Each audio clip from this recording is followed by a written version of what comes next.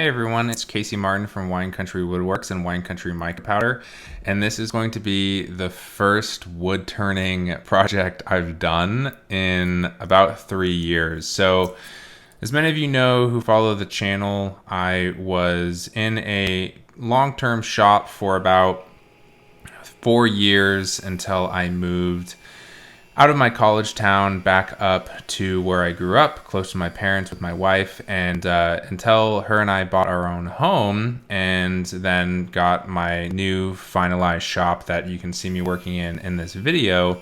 I had a small interim shop in my parents' basement, and really all I had were the bare essentials to resin cast, stabilize, and basically cut blanks in order to keep Wine Country Woodworks going, and I also started Wine Country Mica Powder in that shop as well.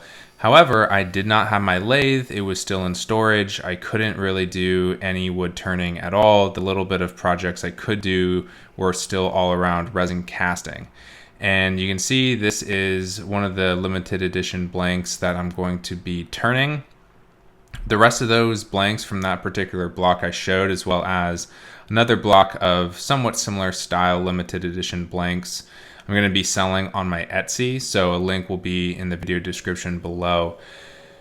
So what I'm doing for this particular video, you guys may have been able to tell from the thumbnail, but I'm going to be turning a couple bottle opener handles. I really like turning these for a couple reasons. First and foremost, they're really easy to turn, and especially for somebody in my situation who hasn't been turning for about 3 years now, I didn't really want to start off with a really intricate pen kit. You know, getting close to bushings when you haven't done it in a while can be, you know, I wouldn't say difficult, but I definitely wanted to start with something easy. And you can get these bottle stopper threaded inserts like I was just showing, and you can look up these names online if you would like.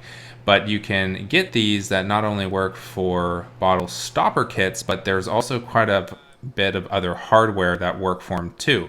So for instance, that bottle opener I was showing, I've made a cheese grater that works with it. What else? A pizza cutter that works with it. There's a lot of options. So Penn State Industries has those. Turner's Warehouse also has a bunch of options for those too. So a couple great places to go check it out. In terms of turning them, it's obviously very, very straightforward. There's no bushings or anything at all. You can basically just turn it however you'd like.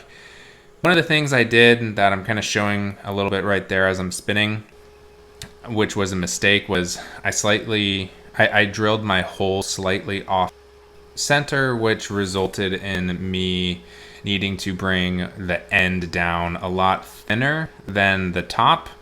That can also just result in, you know, clamping up the blank a little bit wrong, you know, where the blank is not clamped perfectly straight up and down. That can happen too.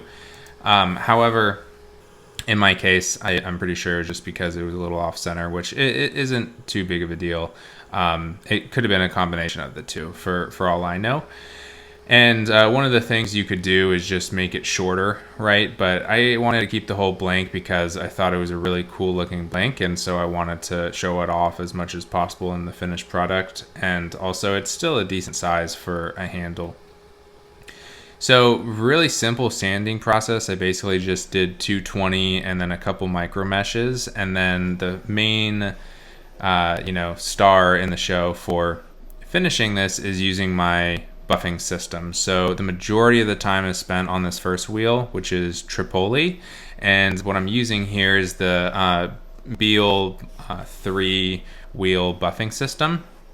And you can see that's what it looks like after the Tripoli, or the sanding and then the Tripoli. And then where it really starts to shine is when we get to the white diamond. So I was showing right there how, you know, like what one of the sides looks like when it's done. There was still a little bit more, but this buffing system, in my opinion, is the best type of finishing you can do on your wood turned projects, especially if you're going for consistency, you're going for easy finishes. I mean, I'm a huge advocate for CA finishes as well, especially on some type of fragile material like colored pencils or other things like that.